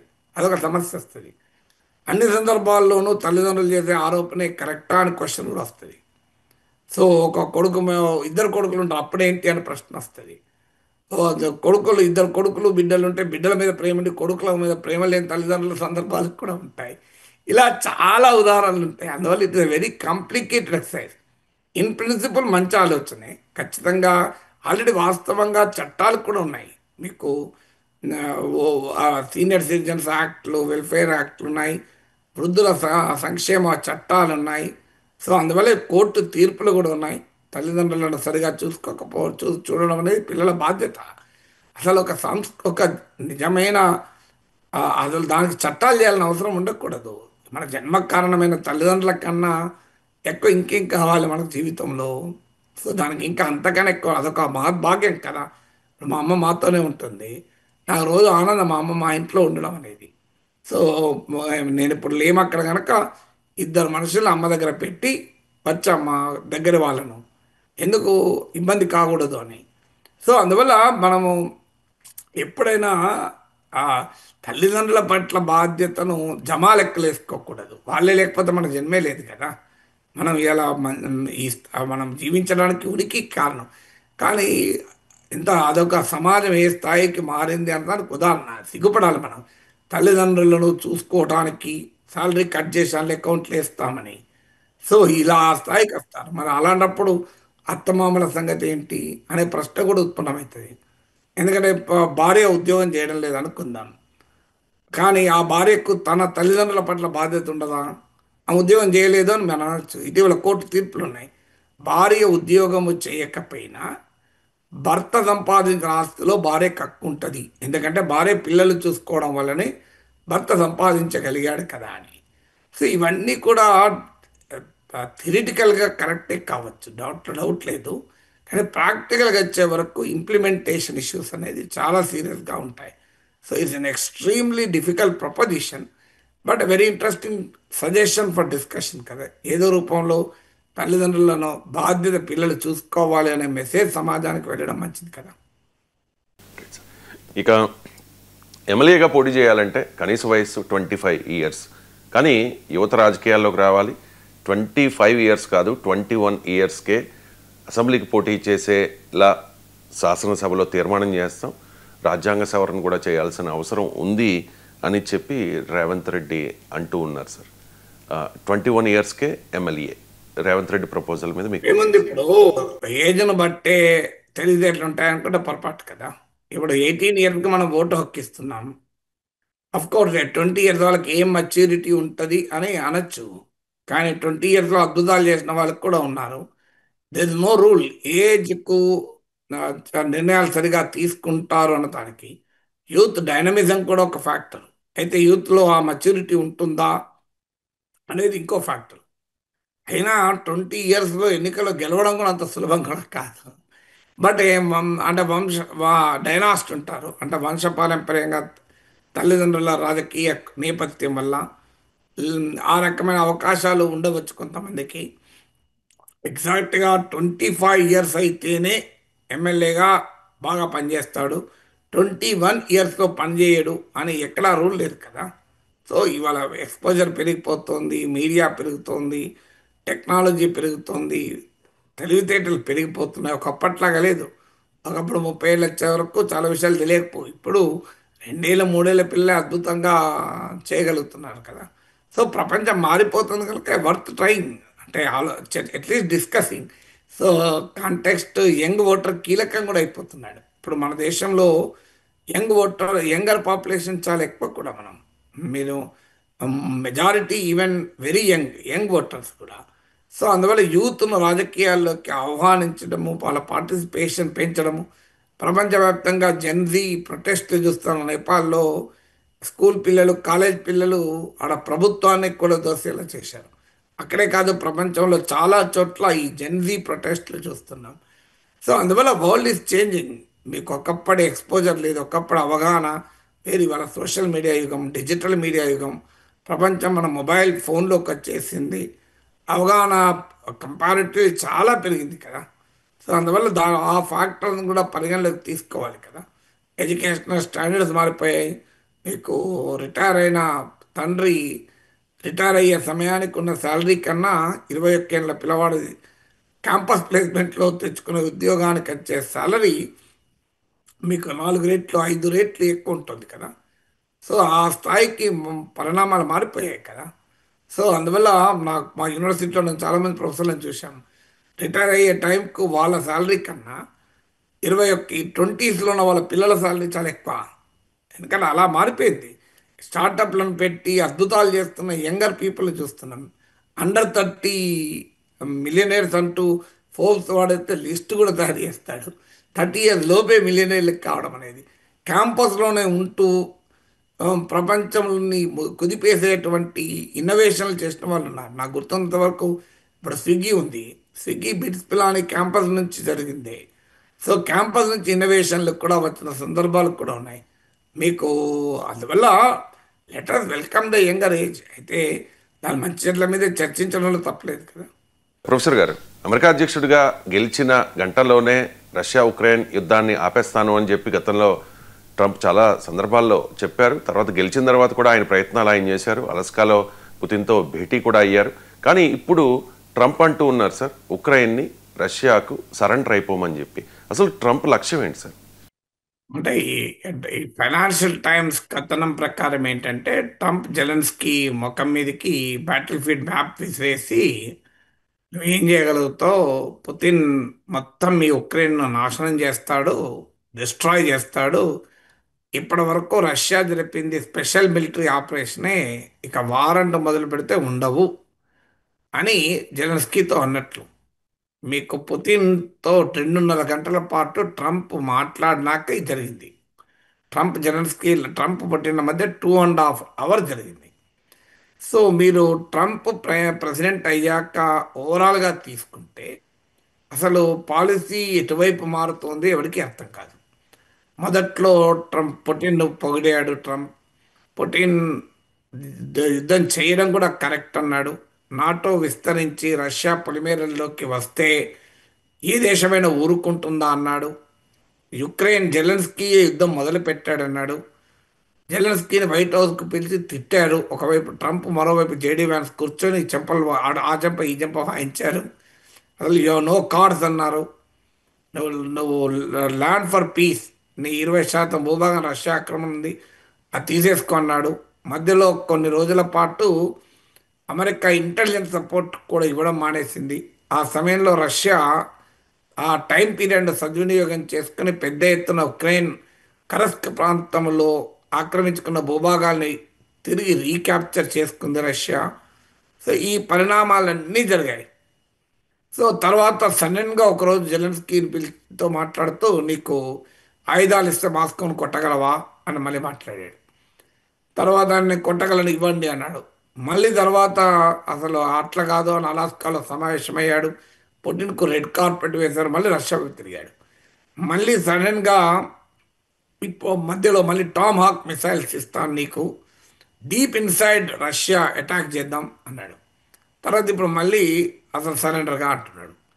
సో ఇంత జిగ్జాగ్గా ఒక దేశ ఫారిన్ పాలసీ ఉంటుందా, ఒక ప్రెసిడెంట్ ఫారిన్ పాలసీ? కానీ that is Trump. Trump is unpredictable. కానీ ఈ అన్ప్రిడిక్టబుల్ మొత్తంలో మనకి ఏం కనబడుతుంది? ట్రంప్కు ఉక్రెయిన్ వార్ ఆపాలి, ఉక్రెయిన్లో పీస్ కావాలి అనేది ఆయన ప్రియారిటీ కాదు. తాను ఎంత లాభపడాలి అన్నది ప్రియారిటీ. అందుకే ఉక్రెయిన్ బెదిరించి అదిరించి మినరల్ డీల్ కుదుర్చుకున్నాడు. అయిపోయింది అది. ఉక్రెయిన్ ఖనిజ సంపద అమెరికా సొంతం అయిపోయింది. ఇప్పుడు మిగిలింది ఏంటి? ఇప్పుడు ఉక్రెయిన్కు లాభం చెప్తే ట్రంప్కి వచ్చేది ఏంటి? ఇప్పుడు యుద్ధము ఆపి, అది కూడా పుటిన్ టర్మ్స్ కాపీ, పుటిన్కు ఫేవర్ చేశాడు అనుకోండి, రష్యాతో కూడా మినరల్ డీల్ కుదుర్చుకోవచ్చు, రష్యాతో ట్రేడ్ పెంచుకోవచ్చు. ఎందుకంటే అలాస్కాలో ఉక్రెయిన్ వార్ గురించి చర్చిస్తామని కూర్చొని ట్రంప్ పుటిన్ ఏం చర్చించారు? వారు ఒకటే చర్చించలే, అమెరికా రష్యాల మధ్య ట్రేడ్ ఎలా పెంచుకోవాలని చర్చించారు. మీకు పుటిన్ స్టేట్మెంట్ కూడా ఉంది, మీకు అంతలా దొరుకుతుంది. ట్రంప్ అమెరికా ప్రెసిడెంట్ అయ్యాక రష్యా అమెరికాల మధ్య వాణిజ్యం 20% పెరిగింది. సో అంటే ఇదంతా దేనికి ఇండికేషను? ఉక్రెయిన్ను ఆల్రెడీ ఉక్రెయిన్ ద్వారా పొందాల్సిన ప్రయోజనం అమెరికా పొందింది. ఇప్పుడు రష్యా ద్వారా ప్రయోజనం పొందాలి. అంటే రెండు వైపుల నుంచి ప్రయోజనం పొందాలి. ఇప్పుడు అదే జరుగుతుంది కదా ఇండియా పాకిస్తాన్ విషయంలో. ఇండియాతో లాభం పొందాలి, పాకిస్తాన్తో లాభం పొందాలి, ఇజ్రాయెల్తో లాభం పొందాలి, అరబ్ దేశాలతో లాభం పొందాలి. దీన్ని ట్రాన్సాక్షనల్ డిప్లొమసీ అంటారు. అంతటా కూడా రెండు వైపుల నుంచి తాను లాభం పొందాలి అనే విధానం. అందువల్ల ఇప్పుడు ట్రంప్ తాజాగా టామాక్ మిసైల్స్ ఇచ్చేది లేదు, ఇస్తే దాని పర్యవసనాలు ఎట్లుంటాయో అని. అందువల్ల ఇది మొదటిది అమెరికా మొదటి నుంచి అనుసరించే, అందులో ట్రంప్ అనుసరించే విధానం ప్యూర్లీ ట్రాన్సాక్షనల్, అమెరికా ప్రయోజనాల మేరకు వ్యవహరిస్తున్నారు. ఇందులో కన్సిస్టెన్సీ ఉంది, ఎక్కడ దీంట్లో అటు ఇటు లేదు, జిగ్జాగ్గా కనబడ్డ. రెండవది, మీకు ఈ మొత్తం వ్యవహారంలో కనుక చూసుకుంటే అసలు ఉక్రెయిన్ ప్రజలు ఉక్రెయిన్తో సంబంధమే లేదు. ఆ ప్రాంతంలో తమ ఇన్ఫ్లుయెన్స్ ఎలా పెంచుకోవాలన్నది అమెరికా లక్ష్యం. మొదటి నుంచి కూడా ఉక్రెయిన్ను వెనకాలండి ప్రోత్సహిస్తాను తప్ప రష్యాతో డైరెక్ట్ వార్ అమెరికా ఎప్పుడు కోరుకోలేదు. ఈవెన్ ట్రంపే కాదు, బైడెన్ ఉన్న సమయంలో కూడా కోరుకోలేదు. అందుకు ఉదాహరణ, జెలెన్స్కీ చాలాసార్లు మాకు నాటో మెంబర్షిప్ ఇవ్వండి అన్నాడు. నాటో మెంబర్షిప్ ఇవ్వటానికి అమెరికా నిరాకరించింది. కారణం, నాటో మెంబర్ అయితే నాటో రూల్స్ ప్రకారం ఒక దేశంపై దాడి జరిగితే మిగతా దేశాలని తమపైన దాడి జరిగినట్టుగా భావించాలి. అంటే రష్యాతో డైరెక్ట్ కాన్ఫ్రంటేషన్కు మేము సిద్ధంగా లేము అని చెప్పారు. తర్వాత అమెరికా మాకు బలగాలు పంపించండి, నాటో బలగాలు అడిగాడు. దానికి కూడా వాళ్ళు ఒప్పుకోలేదు. అట్లీస్ట్ ఉక్రెయిన్ నో ఫ్లై జోన్గా ప్రకటించండి అని అడిగారు జెలెన్స్కీ. అంటే కనీసం రష్యా యుద్ధ విమానాలు రాకుండా. బైడెన్ క్లియర్గా చెప్పాడు, మేము రష్యాతో ప్రత్యక్ష ఘర్షణకు సిద్ధంగా లేము అని. ఇది బైడెన్, ట్రంప్ కాదు. ఇక ట్రంప్ అయితే క్లియర్గా మొదటి నుంచి పుటిన్కి అనుకూల వైఖరి తీసుకుంటున్నాడు. అంటే ఏంటి? అమెరికా మొదటి నుంచి అనుసరిస్తున్న వైఖరి ఏంటంటే బియాండ్ అ పాయింట్ ఉక్రెయిన్కు సహకారం ఇవ్వదు. అది బాధ ఉక్రెయినే పడాలి తప్ప. జెలెన్స్కీ చేసిన పెద్ద పొరపాటు ఏంటంటే సొంత బలంపై కాకుండా అడుకచ్చుకున్న బలం పైన, అడుక్కు తెచ్చుకున్న బలం పైన యుద్ధం చేశాడు. అదే ఇప్పుడు నష్టంగా మారిపోయింది. ఇప్పుడు ట్రంప్ ఏమంటున్నాడు? డాంబాస్ ప్రాంతం ఇచ్చేసాయి, లుహాన్స్క్ డొనెస్క్ ప్రాంతంలో కూడా చాలా ప్రాంతం ఇచ్చేసాయి, క్రిమియా మర్చిపో. అప్పుడు మీకు దాంతో ఒప్పందం కుదురుతుంది. పుటిన్ చెప్పినట్టు ఇను, లేకపోతే పుటిన్ అన్యాయం చేసి పడేస్తాడు, కంప్లీట్గా ఉక్రెయిన్ డిస్ట్రాయ్ అవుతుంది అని. మరి తెలియదు యుద్ధం మొదలు పెట్టినాం అంటే రష్యా ఇది బిగ్ కంట్రీ అంటున్నారు. ఉక్రెయిన్ అమెరికాకు తెలియదు యుద్ధం మొదలు పెట్టినప్పుడు. రష్యాతో వార్ స్టార్ట్ అయినప్పుడు అమెరికాకు ఐడియా లేదా? ఫ్రాన్స్ అధ్యక్షుడు మ్యాక్రాన్ చాలా ప్రయత్నాలు చేసి యుద్ధం ఆపటానికి, కానీ అమెరికా బలంగా జెలెన్స్కీ సమర్థించింది కదా. అంటే నాటో మెంబర్షిప్ ఇవ్వము అని కనుక అమెరికా ముందే తేల్చేస్తే అసలు ఈ యుద్ధమే జరిగేది కాదు. ఫ్రాన్స్, జర్మనీ అదే వాదించాయి, కానీ అమెరికా వినలే, జెలెన్స్కీ వినలే. నాటో సభ్యత్వం దగ్గర దాకా వచ్చింది, దాంతో రష్యా అటాక్ చేసింది. ఇప్పుడు ఇక నాలుగవది ఏంటంటే అమెరికన్ క్యాలిక్యులేషన్స్, ట్రంప్ క్యాలిక్యులేషన్ అన్నీ ఫెయిల్ అయ్యాయి. ట్రంప్ ఏమనుకున్నాడంటే ఏదో సభాషరి పాకిస్తాన్ ఒప్పించినట్లు లేకుంటే నెతన్యాహు తప్పదు. నెతన్యాహు ఇజ్రాయెల్ మొత్తం అమెరికాపై ఆధారపడతాడు. ఇజ్రాయెల్ను ఒప్పించినట్లు మీకు థాయిలాండ్ కంబోడియాలను ఒప్పించినట్టు పుటిన్ ఒప్పించాలనుకున్నాడు. సో ఇది క్యాలిక్యులేషన్ ఆఫ్ పుటిన్ టోటల్గా రాంగ్. ట్రంప్దే కాదు, ఈవెన్ అమెరికాది, వెస్ట్ నాటోది రాంగ్. నేను చాలాసార్లు చెప్పాను, రష్యన్ ఎకానమీ నాశనం అవుతుంది అనుకున్నారు, కాలే. బైడెన్ ఫేమస్ స్టేట్మెంట్ ఉంది, రూబుల్ వికమ్ రాబుల్ అని. Rouble is the most best performed currency in 2025. Dollar 10% విలువ కోల్పోయింది. తర్వాత ట్రంప్ పుటిన్కు వ్యతిరేకంగా అంతర్గతంగా రివోల్ట్ వస్తుంది ఇంటర్నల్ అనుకున్నాడు, అది రాలేదు. అలాగే పుటిన్ ఇంటర్నేషనల్గా ఐసోలేట్ అవుతాడు అనుకున్నాడు, కాలేదు. ఇండియా చైనా కూడా బలంగా రష్యా ట్రేడ్ పార్ట్నర్స్గా నిలిచాయి. నార్త్ కొరియా ఇరాన్లు ఏకంగా యుద్ధంలో భాగస్వాములు అయ్యారు. యునైటెడ్ అరబ్ ఎమిరేట్స్ లాంటి అమెరికన్ ఫ్రెండ్ కూడా రష్యాతో సంబంధాలు పెట్టుకున్నారు. ఈ పరిణామాలన్నీ జరిగే వరకు ఏం చేయాలి, ఇప్పుడు పుటిన్తో ఎలా డీల్ చేయాలో అర్థమవుతలేదు. కారణం, తమ క్యాలిక్యులేషన్స్ మొత్తం ఫెయిల్ అయ్యాయి. ఇప్పుడు ఆ ఫెయిల్యూర్ను అంగీకరించడానికి సిద్ధపడిన అమెరికా దాని మూల్యాన్ని చెల్లించమని ఉక్రెయిన్ కోరుతుంది, ఉక్రెయిన్ పైన ఒత్తిడి తెస్తుంది.